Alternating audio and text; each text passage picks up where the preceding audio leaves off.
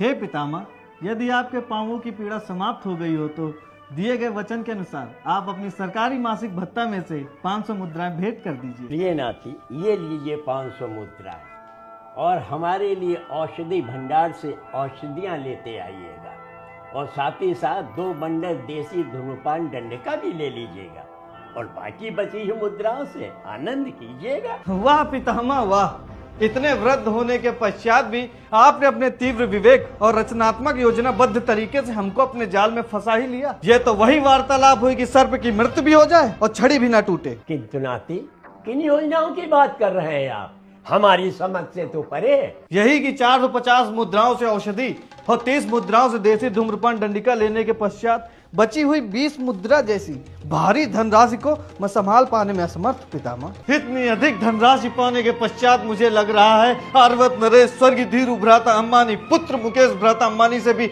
अधिक धनवान हो गया हूँ मैं। ऐसा प्रतीत होता है कि मैं इतनी धनराशि पाकर कहीं अहंकारी न हो जाऊं पितामह। और ये मेरे लिए कितने सौभाग्य की बात है पितामह कि मैंने इतने ऊंचे कुल में जन्म लिया जहां 500 के स्थान पर 20 मुद्राओं की इतनी अधिक धनराशि को देने में एक भी क्षण विचार विमर्श नहीं किया गया। पितामह, सत्य सत्य वर्णन करिएगा। आपको प्रिय नाती की सौगंध, इन मुद्राओं को देने में आपके हाथ तनिक भी नहीं कांपे। इन हाथों ने इन मुद्राओं को अर्जित करते ही मेरे पैरों तले तो धरती खिसक गई। प्रिय नाती, आप स्वयं विचार कीजिए, इतनी अधिक संपत्ति का मैं क्या करूंगा?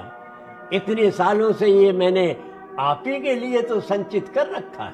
वाह पितामह वाह, इस 2 गुणा 4 के विशाल कक्ष को आप संपत्ति कहते हैं?